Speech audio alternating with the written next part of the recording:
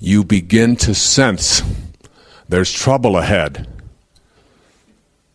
And so you look at a group of people that are standing on a corner and you think, that could be trouble. And your intuition says, run around them rather than next to them. And you run and you avoid that. And something tells you when you're walking out of a parking lot, there's some intuitive sense that says, I think I should have somebody accompany me when I'm doing this. And you listen to that intuition. Sometimes it isn't there and it's not necessary. When it's there, you pay attention. You begin, synchronicity isn't any more confusing than the thought that exists between a mother and her baby. It's not any more difficult to understand than the idea of a remote control in your television set.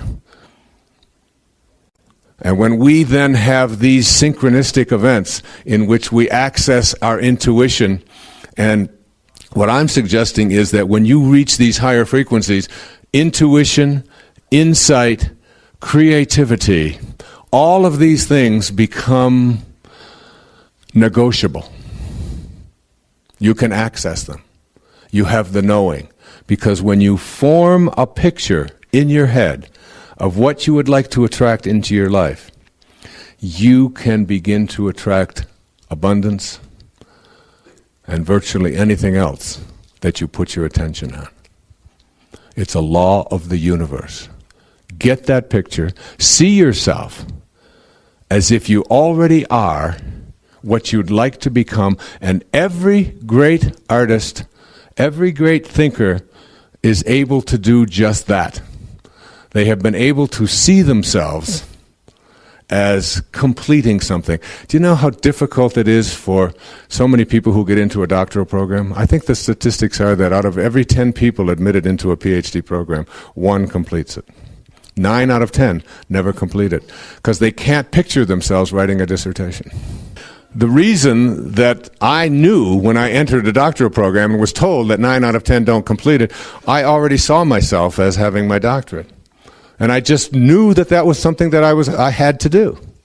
And I suggest that there are people right in here, there are physicians in here, who probably entered medical school. There's a lady right here in the front who entered medical school. How many women who enter medical school complete the entire process and become medical doctors and have a practice?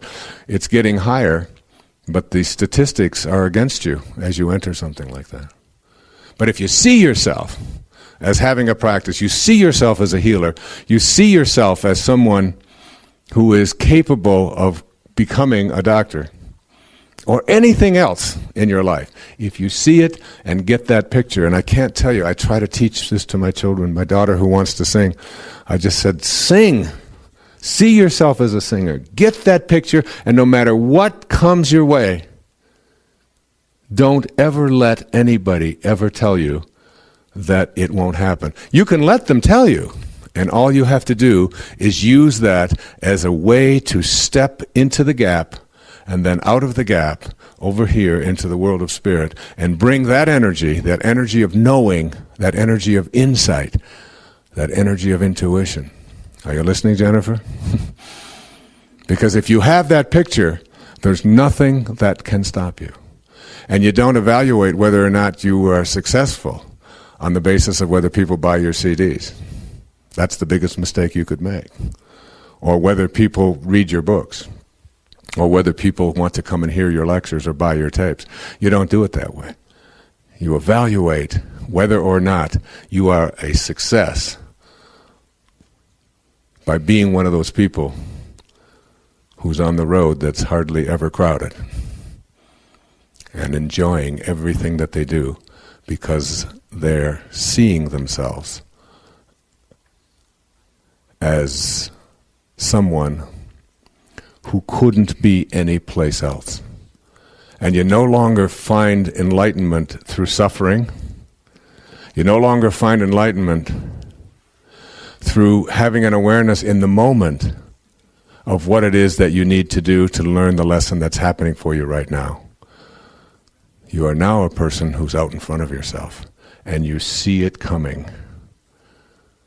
And that makes you a master.